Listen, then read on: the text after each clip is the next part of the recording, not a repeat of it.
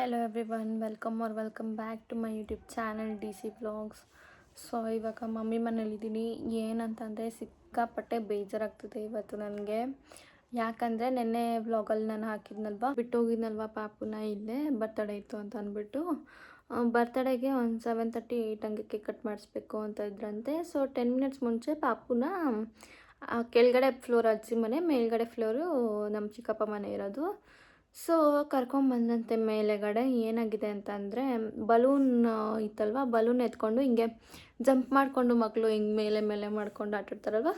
So ಇವಳು ಆ ಥರ ಆಟಾಡ್ತಿದ್ಲು ಅಂದ್ಬಿಟ್ಟು ಸುಮ್ಮನೆ ಇದಂತೆ. ಸೊ ಇವಳು ಏನು ಮಾಡಿದಾಳಂತೆ, ಎಲ್ಲ ಪಕ್ಕದಲ್ಲೇ ಇದ್ರಂತೆ, ಹಿಂಗೆ ಜಂಪ್ ಮಾಡಿದ್ದಾಳೆ. ಬಲೂನ್ ಮೇಲೋಯ್ತು ಅಂತ ಹಿಂಗೆ ಜಂಪ್ ಮಾಡಿದ್ದಾಳೆ. ಸೊ ಲ್ಯಾಂಡ್ ಆಗಬೇಕಾದ್ರೆ ಅವಳಿಗೆ ಗ್ರಿಪ್ ಸಿಗ್ದಿರ ಲೆಫ್ಟಿಗೆ ಟರ್ನ್ ಆಗಿಬಿಟ್ಟು ಫುಲ್ ಬಾಡಿ ಪ್ರೆಷರ್ ಲೆಫ್ಟ್ ಕಾಲ ಮೇಲೆ ಬಿದ್ದುಬಿಟ್ಟು ಕಾಲು ಸ್ವಲ್ಪ ಟ್ವಿಸ್ಟ್ ಆಗಿಬಿಟ್ಟಿದೆ ಆ್ಯಂಕಲ್ ಹತ್ರ. ಸೊ ಕಾಲೇನು ಟ್ವಿಸ್ಟ್ ಆಗಿಲ್ಲ, ಆ ಮಸಲ್ಲು ಹಿಡ್ದಂಗೆ ಆಗಿಬಿಟ್ಟಿದೆ ಅವಳಿಗೆ. ಸೊ ನೆನ್ನೆ ನೈಟು ನಮ್ಮ ಮಮ್ಮೀನು ಯಾರೂ ನನಗೇನು ಹೇಳೇ ಇಲ್ಲ, ಟೆನ್ಷನ್ ಮಾಡ್ಕೊಬಿಡ್ತಾಳೆ ಅಂತ ಅಂದ್ಬಿಟ್ಟು ಯಾರೂ ಹೇಳಿಲ್ಲ. ಇವತ್ತು ಬೆಳಗ್ಗೆ ಹೇಳಿದ್ರು. ಆ್ಯಂಡ್ ನೆನ್ನೆ ನೈಟೇ ಕರ್ಕೊಂಡೋಗ್ಬಿಟ್ಟು ಎಕ್ಸ್ರೇ ಎಲ್ಲ ಮಾಡಿಸಿದ್ದಾರೆ. ಅವ್ರು ಏನು ಹೇಳಿದ್ರಂದರೆ ಡಾಕ್ಟರು, ಬೋನ್ಗೆಲ್ಲ ಏನೂ ಆಗಿಲ್ಲ, ಮಸಲ್ ಮಾತ್ರ ಸ್ವಲ್ಪ ಹಿಡ್ದಂಗೆ ಆಗಿರುತ್ತೆ, 3 ಡೇಸ್ ಬೇಕು. ಅದು ಸ್ವೆಲ್ಲಿಂಗ್ ಬಂದುಬಿಟ್ಟಿತ್ತಲ್ವ, ಸ್ವೆಲ್ಲಿಂಗ್ ಎಲ್ಲ ಕಮ್ಮಿ ಆಗೋವರೆಗೂ ನೋವು ಇರುತ್ತೆ.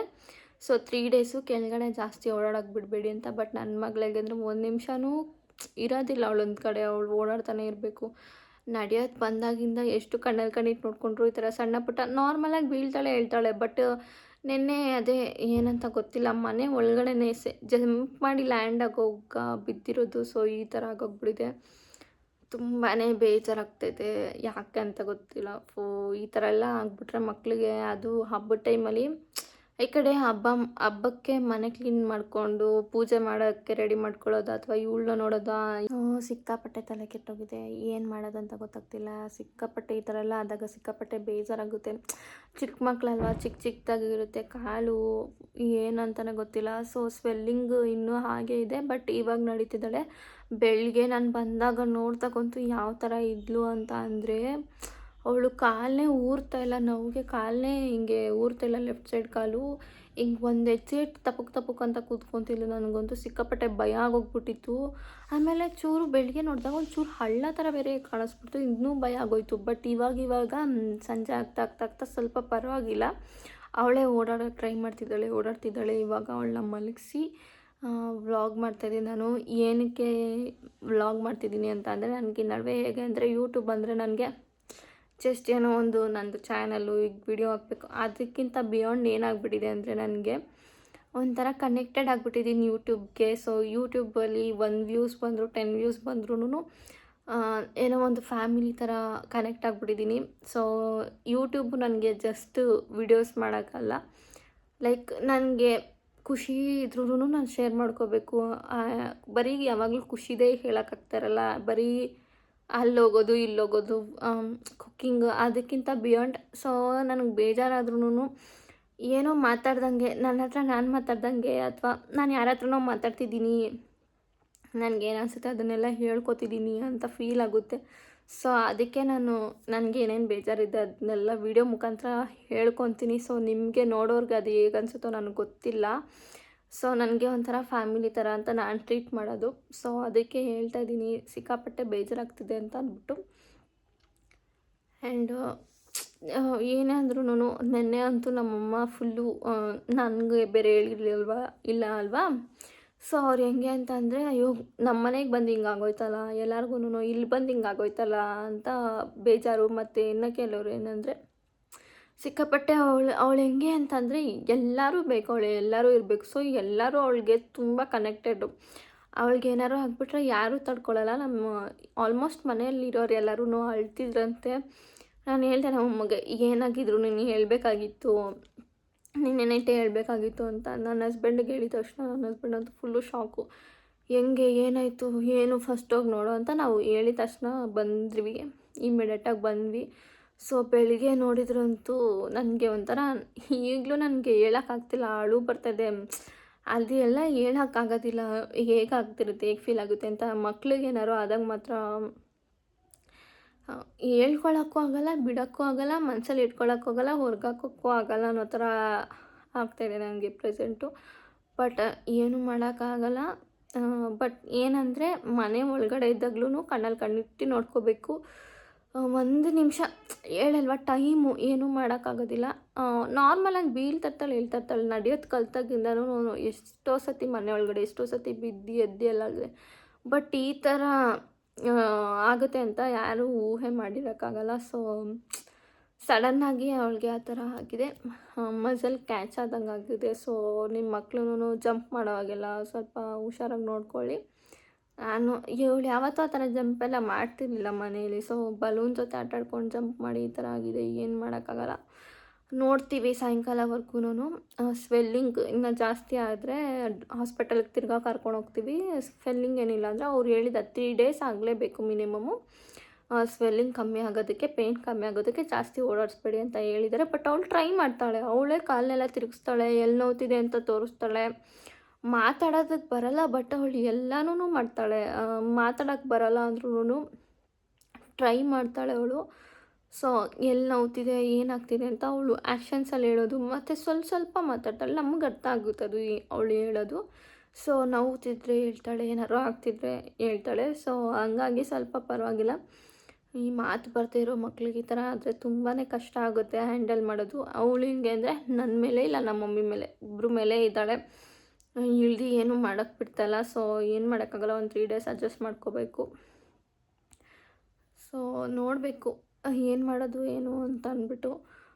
ಕಾಲು ಸ್ವೆಲ್ಲಿಂಗ್ ಬಂದಿದೆ. ಸ್ವೆಲ್ಲಿಂಗ್ ಕಮ್ಮಿ ಆಗೋವರೆಗೂ ಸ್ವಲ್ಪ ಕಷ್ಟ. ಇವಾಗ ಅವಳಿಗೆ ಮಲಗಿಸಿದ್ದೀನಿ.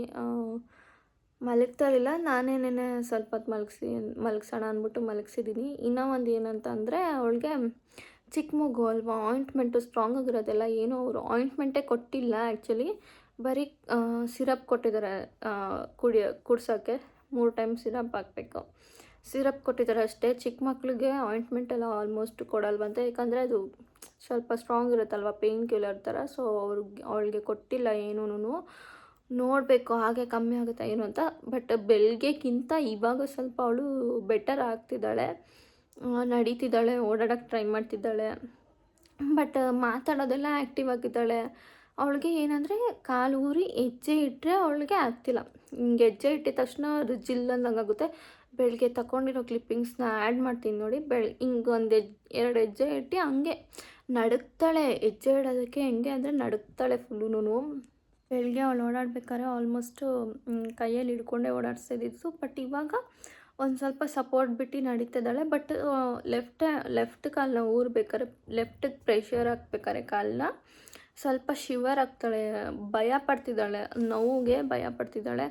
ಸೊ ನಾವೂ ಅದಕ್ಕೇ ನೋಡೋಣ, ಸಾಯಂಕಾಲ ತನಕ ನೋಡೋಣ. ಇಲ್ಲಾಂದರೆ ಕರ್ಕೊಂಡೋಗೋಣ ಹಾಸ್ಪಿಟಲ್ಗೆ ಇನ್ನೊಂದು ಸತಿ.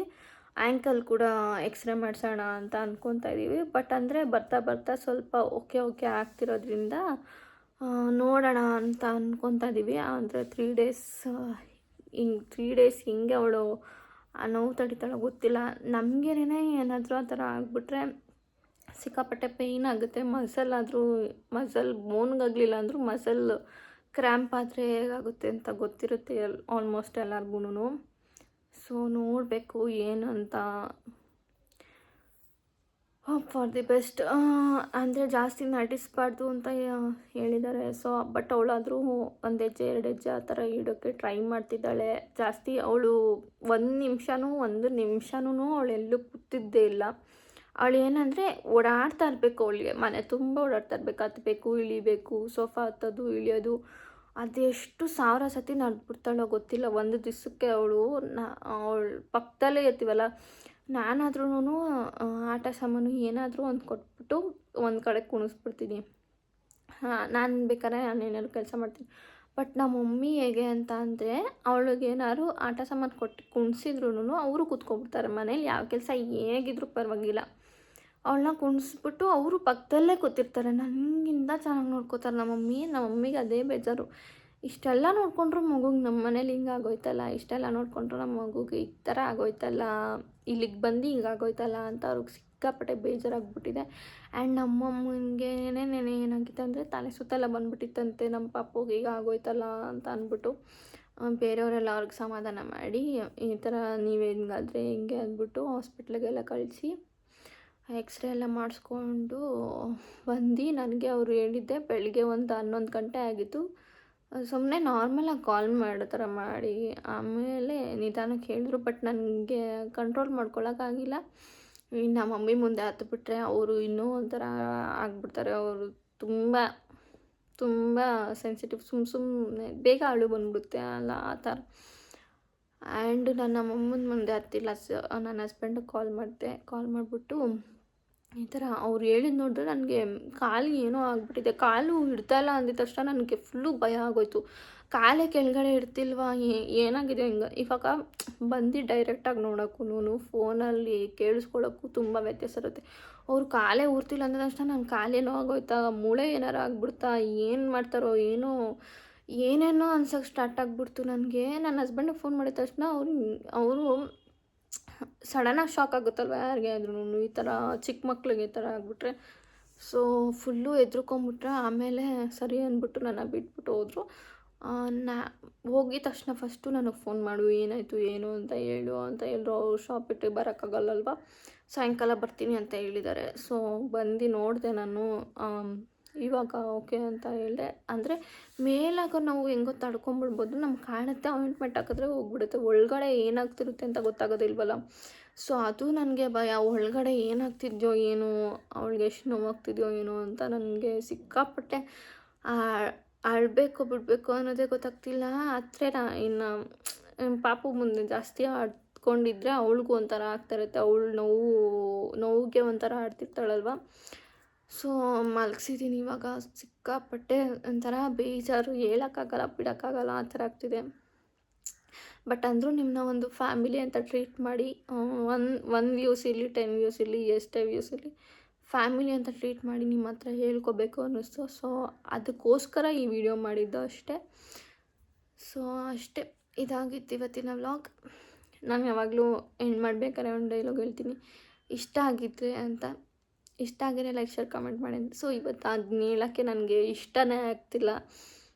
ಹೇಗೆ ಬೇಜಾರಲ್ಲಿದ್ದಾಗ ಇಷ್ಟ ಆಗಿದ್ರೆ ಅಂತ ಹೇಳಿ ಅಂತ. ಸೊ ಅಷ್ಟೇ, ಈ ವ್ಲಾಗ್ನ ನಾನು ಇಲ್ಲಿಗೆ ಎಂಡ್ ಮಾಡ್ತಾಯಿದ್ದೀನಿ ಇವತ್ತಿಗೆ. ಆ್ಯಂಡ್ ಏನಾಗುತ್ತೆ ಏನು, ಅವಳ ಸ್ಪೆಲ್ಲಿಂಗ್ ಕಮ್ಮಿ ಆಯಿತಾ ಅಂತ ಎಲ್ಲ ನಾನು ನೆಕ್ಸ್ಟ್ ವೀಡಿಯೋದಲ್ಲಿ ಹೇಳ್ತೀನಿ. ಸೊ ಇಲ್ಲಿವರೆಗೂ ನನ್ನ ವೀಡಿಯೋ ನೋಡಿದ್ದಕ್ಕೆ thank you so much. So morning ನಾನು ಬಂದು ಒಂದು ಸ್ವಲ್ಪ ಹೊತ್ತಾದಮೇಲೆ ಮಮ್ಮಿ ಅಜ್ಜಿ ಎಲ್ಲ ಹೇಳ್ತಿದ್ರು, ನೆನ್ನೆ ನೀನು ನೋಡಿದಿದ್ರೆ ಇನ್ನೂ ನಿನಗೆ ಒಂಥರ ಆಗಿಬಿಟ್ಟಿರೋದು, ಈಗ ನೆನ್ನೆಗಿಂತ ತುಂಬ ಬೆಟರು, ನೆನ್ನೆ ನೈಟು ತುಂಬಾ ಹತ್ಬಿಟ್ಲು ಅಂತೆಲ್ಲ ಹೇಳ್ತಿದ್ರು. ಅದು ಕೇಳಿದಾಗ ತುಂಬಾ ಬೇಜಾರಾಯಿತು. ಸೊ ಆವಾಗ ನಾನು ಇರಬೇಕಾಗಿತ್ತು, ಬಟ್ ಯಾರೂ ನನಗೆ ಹೇಳೇ ಇಲ್ಲ. ಸೊ ನಾನು ಬೇಜಾರು ಮಾಡ್ಕೊಂಬಿಡ್ತೀನಿ ಅಂತ ಹೇಳಿಲ್ಲ ಯಾರು. ಬಟ್ ಇವಾಗ ಈ ಥರ ಅವಳು ಟ್ರೈ ಮಾಡ್ತಿದ್ದಾಳೆ ಒಂದು ಸ್ವಲ್ಪನೇ ಹೆಜ್ಜೆಡೋಕ್ಕೆ. ಇದು ನಾನು ಮಾರ್ನಿಂಗ್ ತಗೊಂಡಿರೋದು ವೀಡಿಯೋ. ನೋಡೋಣ ಅಂದ್ಬಿಟ್ಟು ನಮ್ಮ ಚಿಕ್ಕಮ್ಮ ಮಾಡಿದ್ರು, ನೋಡೋಣ ಅವಳು ಎಷ್ಟು ಕಾಲು ಊರ್ತಾಳೆ ಇಲ್ವಾ ಅಂತ. ಏನಾರ ಆಗಿದ್ರೆ ಕ್ಯಾಮ್ರಾದಲ್ಲಿ ಕಾಣುತ್ತಿರು ನೋಡೋಣ ಅಂತ ಅಂದ್ಬಿಟ್ಟು ದೂರದಿಂದೆಲ್ಲ ವೀಡಿಯೋ ಮಾಡ್ತಿದ್ರು. ಅವಳು ಯಾವ ಥರ ಸ್ಟ್ರೇಟಾಗಿ ಹೆಜ್ಜೆ ಇಡ್ತಾಳೆ, ಕ್ರಾಸಾಗಿ ಹೆಜ್ಜೆ ಇಡ್ತಾಳೆ ಅಂತ. ಸೊ ಅವಳು ಈ ಥರ 2 ಹೆಜ್ಜೆ ಇಟ್ಟ ತಕ್ಷಣ ಈ ಥರ ತಟ್ಟಾಡೋಕ್ಕೆ ಸ್ಟಾರ್ಟ್ ಮಾಡ್ತಾಳೆ, ಒಂಥರ ಬೀಳೋ ಥರ ಮಾಡ್ತಾಯಿದ್ದು. ಸೊ ಇದನ್ನೆಲ್ಲ ನೋಡೋಕ್ಕೆ ಸಿಕ್ಕಾಪಟ್ಟೆ ಬೇಜಾರಾಗ್ತಿದೆ ನನಗೆ. ಆ್ಯಂಡ್ ಇವಾಗ ಹೇಗೆ ಅಂತ ಅಂದರೆ, ಇವಾಗ ನಡೀತಿದ್ದಾಳೆ, ಕಾಲು ಊರಿ ನಡೀತಿದ್ದಾಳೆ. ಸೊ ಇದು ಮಾರ್ನಿಂಗ್ ಈ ಥರ ತೆಗ್ದಾಗ ಈ ಥರ ಇಲ್ಲಿ ಹಳ್ಳ ಥರ ಕಾಣ್ತಿದೆ ನೋಡಿ ಸ್ವಲ್ಪ. ಸೊ ಅದಕ್ಕೆ ಭಯ ಆಗಿತ್ತು. ಆಮೇಲೆ ಅದು ಸ್ವೆಲ್ಲಿಂಗ್ಗೆ ಈ ಥರ ಆಗಿದೆ ಅಂತ